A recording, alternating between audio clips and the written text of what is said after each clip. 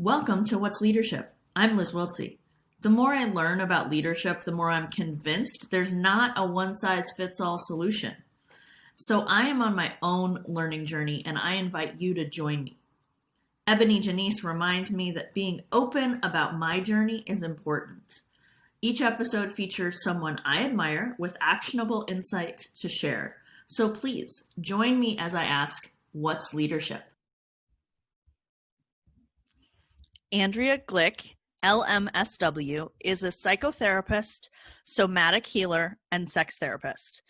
Andrea specializes in treating trauma and PTSD for women, survivors, and queer trans folks, utilizing body-based and feminist therapy practices to help clients come home to themselves. Andrea practices on occupied Lenape territory, colonized as New York City, and can also be found on Instagram at Somatic Witch. Now, Andrea, tell us, what's the biggest challenge leaders face at work? Oh, boy. Well, the first thing that came to mind when I read your question is the way that we are still so uncomfortable addressing systems of oppression in the workplace, and how restricting it is to not be able to acknowledge the privilege or oppressions that are in the room in the workplace. I've recently become my own boss and business owner, which is great. And I have no employees except for myself and my parts, the many parts of myself. So it's just me. And one of the reasons why I made that move, even though I love working collectively so much, is that I had worked in a lot of different environments since I was 15 years old, in which there was so many power imbalances that were not addressed. And it's so limiting because you want to be able to fully express yourself. And if the environment is not safe because people have not done the work to acknowledge their privilege or their power that they have, whether it's within capitalism or as a white person or as a cis person or a man or so many different things, I think that it really does create an environment in which we don't feel like we can be our authentic selves. And especially seeing people move up who have more privilege, and that's another way in which we feel like, oh, okay, we can't really, like, what can I even do here because I'm not that person. And so in working environments that I've been in, that there have been more open discussions around oppression and privilege, I do feel like there is more ability for there to be authentic leadership in the sense of people who actually deserve to get the position. But that means that there has to be people in power who reflect more marginalized communities. And I don't think that there's any other way to do that work, basically. Yeah. So with that, that's a whole lot. A whole lot. With that, if you were going to give folks a tip to get started, what would it be? In being a leader? In being a leader and or addressing privilege and oppression at work, any of it. Yeah.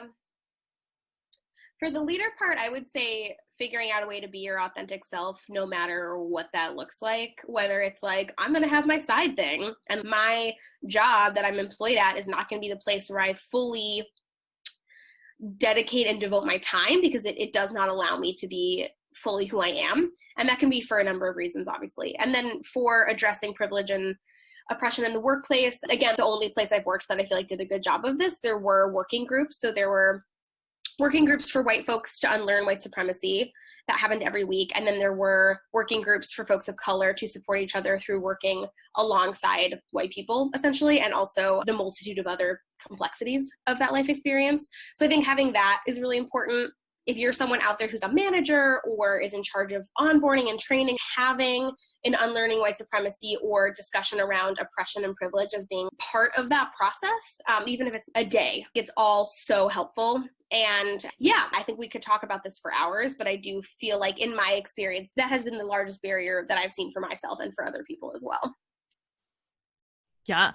So what concept, book, talk, program, article has been the most impactful for you? Theory has been the most impactful for you? The Polyvagal Theory in Therapy by Deb Dana is my work sacred text. I was doing somatic work for a while before I found that specific book, and it really felt like, oh, this is the first book somebody should have handed me about the nervous system. And now looking through that lens at myself, my clients, people on the street, every single moment of every day using that framework is so helpful in understanding why people have the reactions that they have, or why I have the reactions that I have, why my body responds the way that it does. And it's this way of being somatically attuned to yourself. So essentially the theory is about learning what your body feels like and what your thoughts are like, and what takes you to different places in your nervous system, whether it's fight or flight, which is the more sympathetic response, or collapse and submit, which is the dorsal vagal response, or the safe and connected, grounded zone of ventral vagal. And so once you kind of become an expert through this book, and it's for therapists, but anybody can read it, and you become an expert at your own nervous system, and then you can really just start to understand why things feel the way they do, or why you have reactions the way that you do. It puts into context so many mental health issues, in my opinion, where you could be diagnosed with something that feels really stigmatizing or really heavy, whereas using this framework, there's a little bit more lightness, because there's hope and there's answers for how to move out of these states, whether it's, quote, depression, which is that dorsal place, or anxiety, which is that sympathetic place. So that book has really transformed my personal life, and then also my practice as well. And I really haven't worked with anybody or met anybody who didn't read it or hear about it and be like, oh yeah, I get it. It's really intuitive for pretty much everybody. Even though it's about the nervous system, so it sounds like it's going to be sciencey. I'm not a science person, and it really does click with pretty much everybody right away. Yeah, I can attest to that. I got it a couple weeks ago when I started looking at some different folks on Instagram, and they recommended it. Yeah. And it is easy for the non-therapist. Like, I got a little bit worried that I was going to need a master's in social work in order to get it. Not at all. Right? Exactly. Yeah, it's really for everybody, for sure. Well, and is there something else in relationship to polyvagal theory that sort of that is an easy breakdown for folks who maybe have no in to that? Like, is there a really quick way to kind of describe it? Definitely. Yeah. So I also really like the Polyvagal podcast for this too. They talk a lot about this, and it's very digestible, but just as a quick sort of summing it all up, our nervous system has different states, and we move through them depending on the patterns of our nervous system, which are formed when we're children, or formed in really significant periods of our life. And the different states are, as I said before, at the top of the polyvagal ladder, which is a nice way to think about it. Top of the ladder, so you're at the top feeling good, is the ventral vagal nerve. And that is this place of connection and groundedness. It's how I'm feeling right now talking to you. It's how we feel when we're in relationship with others, whether it's with ourselves, nature, a human, an animal, whatever. And then right below that is the sympathetic place, which can be a fight or flight response, but it can also just be being really excited about something. So maybe how you feel before, public speaking, you're seeing someone that you love after a long time, your heart's racing, you're kind of shaking a little bit. So that can be either a place of survival response or of excitement. And then right below there, at the bottom of the ladder, is the dorsal vagal. And that is the place of the collapse and submit, freeze, play dead survival response. But it can also be how you feel after eating a really, really big dinner, where you're just like, I literally can't move and I'm so happy. So these states have kind of like polar, they have sides to them. There's complexity to them. And so people who experience moving through these states really quickly can maybe feel like, I feel so intensely, or like I'm all over the place, when it's like, no, the pattern of your nervous system is that you move through states really quickly. What are some regulatory practices you can have in place to repattern your nervous system to go a little slower? Or if someone's like, I feel like I get stuck in dorsal for like a month, where I'm just like really depressed, I don't want to do anything, then there are ways to motivate or get your nervous system out of that place into a more sympathetic place, and then you move through that more active place into the grounded ventral vagal. So just this really, really neutral, very easy to digest, very destigmatizing way of thinking about our mental health, but it brings in the body. Whereas like a lot of mental health just completely ignores the physical stuff. If we can look at the DSM and apply the nervous system to most diagnoses, again, not all of them, but most of them, there's a nervous system response that goes with it. And we've never talked about that in such a large cultural way that I think we are now.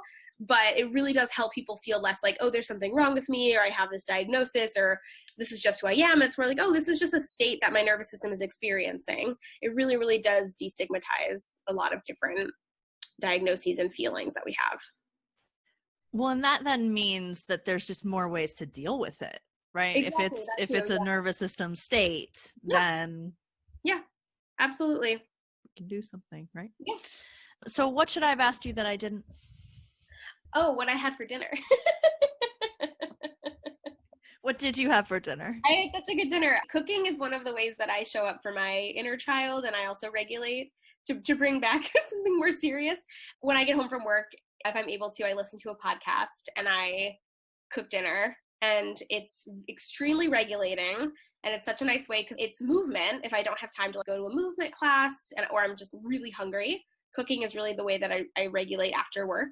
And I love the New York Times cooking app for this reason. And I cooked Allison Roman's new pasta recipe. She's amazing. And it's a shallot, jammy, tomatoey, anchovy pasta. And it's so delicious. And your nervous system and your body are going to love it. Perfect. You're literally the first person who's ever had a recipe here, but now I'm absolutely going to ask people this question. It's going to be great. We have songs people like. We're going to have recipes that people regulate with. It's going to be great. Yeah.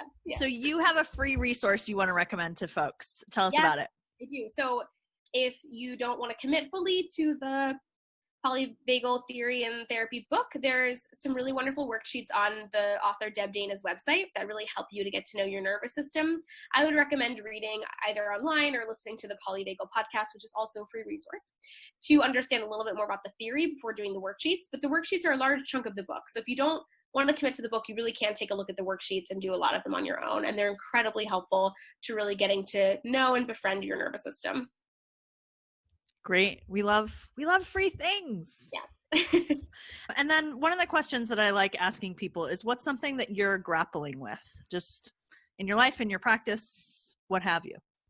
Yeah, it's probably not going to come as any surprise, but I'm still finding the balance between working and growing and resting and taking care of my body and having fun.